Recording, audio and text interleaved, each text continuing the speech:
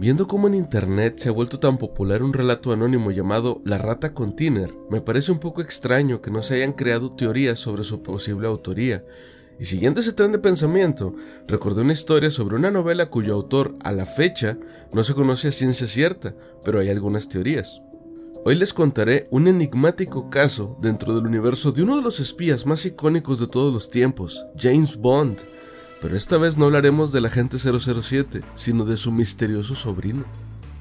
En los años 60, la fiebre de James Bond estaba en su punto más alto, gracias a las novelas de Ian Fleming y las exitosas adaptaciones cinematográficas protagonizadas por Sean Connery.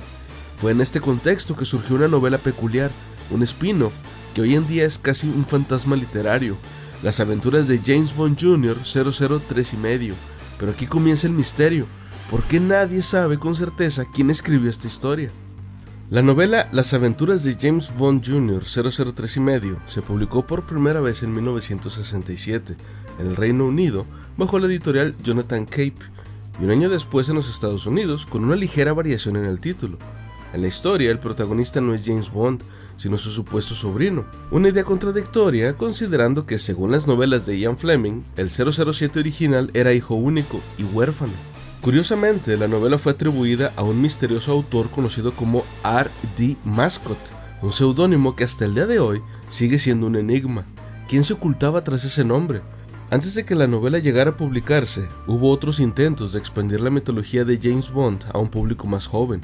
En 1966, el productor Harry Saltzman anunció una serie de televisión protagonizada por un niño de 10 años que lucharía contra Spectre, la infame organización secreta de las novelas de James Bond.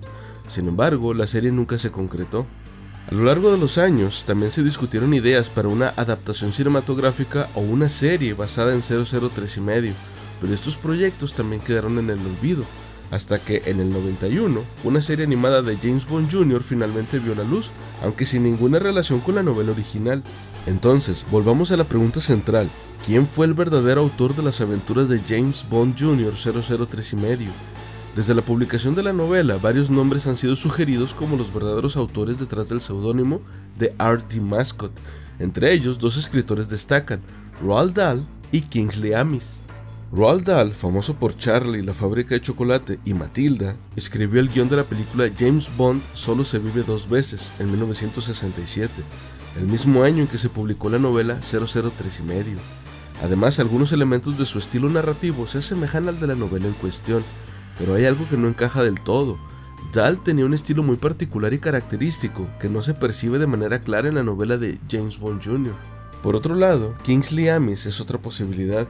Fue un gran admirador de Ian Fleming y en 1968 publicó Coronel Sun bajo el seudónimo de Robert Markham, la primera novela de Bond escrita tras la muerte de Ian Fleming. Sin embargo, su estilo tampoco coincide y nunca se ha encontrado evidencia definitiva que lo relacione con las aventuras de James Bond Jr. Uno de los nombres más intrigantes que ha surgido en este misterio es el de Arthur Calder Marshall. Sus novelas La magia de mi juventud y El chico escarlata tienen un estilo similar al de 0003 y medio. Aquí es donde entra un curioso detalle: las iniciales RD podrían ser un juego de palabras con el nombre Arthur, que a menudo se abrevia como Artie. Si pronunciamos en inglés las letras R y D, suenan de manera similar a Artie, o sea RD, lo que podría ser una pista oculta de la verdadera identidad del autor. A día de hoy, la identidad de R.D. Mascott sigue envuelta en el misterio. ¿Fue Dahl? ¿Fue Amis? ¿O acaso fue Calder Marshall, escondido tras un ingenioso juego de palabras? La historia de las aventuras de James Bond Jr. 003 y medio nos recuerda que en el mundo de la literatura hay enigmas que quizá nunca se resuelvan del todo, pero tal vez en algún rincón olvidado de los archivos de una editorial, entre las páginas amarillentas de un contrato olvidado, esté la clave para descubrir la verdad.